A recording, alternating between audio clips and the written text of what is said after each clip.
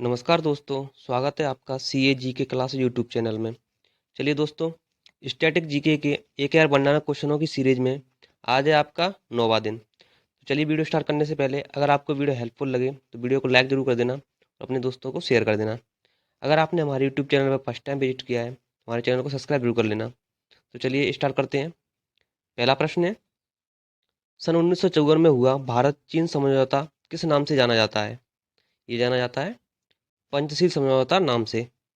अगला प्रश्न है, पंचतंत्र का लेखक कौन है? तो पंचतंत्र का लेखक है विष्णु शर्मा। अगला प्रश्न है, सन 2010 में फुटबॉल विश्व कप किस देश ने जीता था? ये जीता था स्पेन देश ने। अगला प्रश्न है, राष्ट्रीय रक्षा अकादमी कहाँ स्थित है? ये स्थित है पूना के पास खड़गवासला में। अगला प्रश्न है, डिस्कवरी ऑफ इंडिया पुस्तक किसने लिखी थी? तो डिस्कवरी ऑफ इंडिया पुस्तक लिखी थी जवाहरलाल नेहरू जी के द्वारा। अगला प्रश्न है, डेविस कप का संबंध किस खेल से संबंधित है? ये संबंधित है टेनिस खेल से। अगला प्रश्न है, संसद का उच्च सदन कौन सा होता है?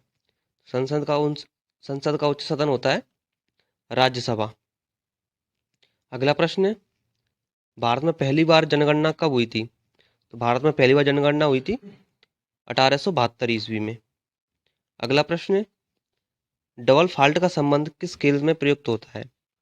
डबल फॉल्ट शब्द होता है टेनिस खेल में। अगला प्रश्न है, भारतीय थल सेना के पहले भारतीय सेनाध्यक्ष कौन थे? भारतीय थल सेना के पहले सेनाध्यक्ष थे जनरल के एम करियप्पा। अगला प्रश्न है, लाई हरोबा किस राज्य का लोक नृत्य है? ये लोक नृत्य है मणिपुर राज्य का। अगला प्रश्न है, भारत के किस राज्य में रबर का सबसे अधिक उत्पादन होता है? ये होता है केरल राज्य में। अगला प्रश्न है, कोलकाता किस नदी के किनारे स्थित है? तो कोलकाता स्थित है हुगली नदी के किनारे। अगला प्रश्न है, पौधों में जीवन होता है यह किस भारतीय वैज्ञानिक ने बताया था? ये बताया था जगदीश चंद्र बसु ने। अगला प्रश्न है, महात्मा गांधी द्वारा साबरमती आश्रम कहाँ स्थापित किया गया था? ये किया गया था अहमदाबाद में। अगला प्रश्न है, मनुष्य के शरीर में कुल कितने गुणसूत्र होते हैं? मनुष्य के शरीर में गुणसूत्र होते हैं 23 जोड़े या 46। अगला प्रश्न है, चंद्र ग्रहण कब लगता है? चंद्र ग्रहण लगता है पूर्णिमा को, पर यह निश्चित नहीं है कि प्रत्येक पूर्णिमा को चंद्र ग्रहण लगे।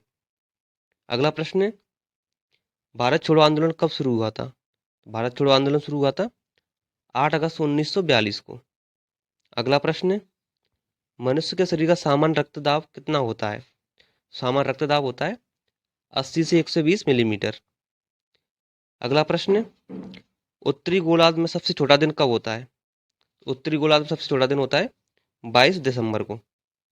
अगला प्रश्न है, रामचरित रामचरित मानस किसने लिखी थी?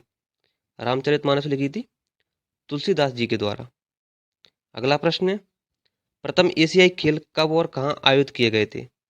ये किए गए थे मई 1951 में नई दिल्ली में।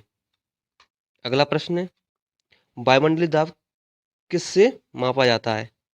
ये मापा जाता है बैरोमीटर से। अगला प्रश्न है, टेस्ट मैचों की एक पारी में सभी 10 विकेट लेने वाले भारतीय कौन हैं? तो भारतीय हैं अनिल कुंबले जी। अगला प्रश्न है, सन 2018 में फुटबॉल विश्व कप कहाँ आयोजित हुआ था? ये हुआ था रूस में। अगला प्रश्न है, संसार में सर्वाधिक जनसंख्या वाला देश कौन सा है?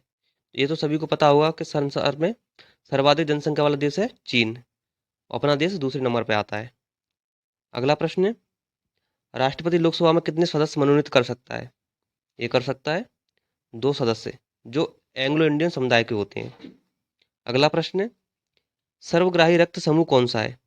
सर्वग्राही सर्वग्राही रक्त समूह है ए बी। अगला प्रश्न है, असहयोग आंदोलन किस वर्ष शुरू हुआ था?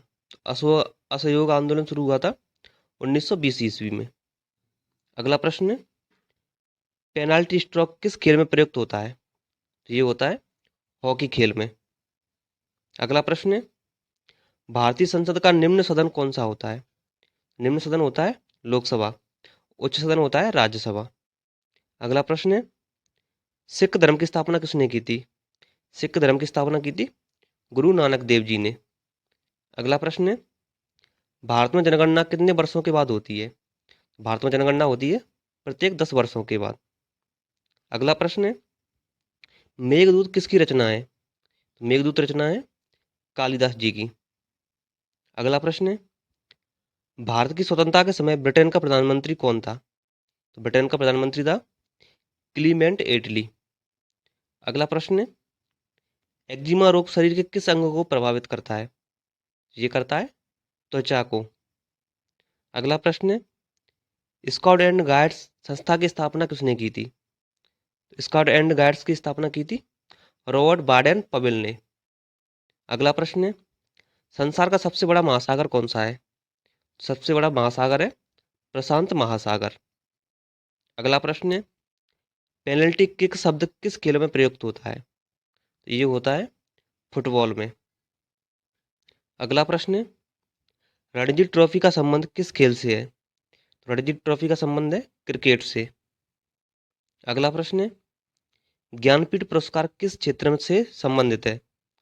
ज्ञानपीठ पुरस्कार संबंधित है साहित्य क्षेत्र से। अगला प्रश्न है, भारत का सर्वोच्च खेल पुरस्कार कौन सा है? भारत का सर्वोच्च खेल पुरस्कार है राजीव गांधी खेल रत्न पुरस्कार। अगला प्रश्न है, अर्जुन पुरस्कार किस वर्ष शुरू हुए थे? तो अर्जुन पुरस्कार शुरू हुआ था 1961 में। अगला प्रश्न है, भारत की मानक समय रेखा कौन सी है? भारत की मानक समय रेखा है 82.5 डिग्री पूर्वी देशांतर रेखा, जो कि इलाहाबाद से गुजरती है। अगला प्रश्न है, मैग्सेसे पुरस्कार पाने वाले पहले भारतीय कौन थे? तो पहले भारतीय थे विनोबा भावे।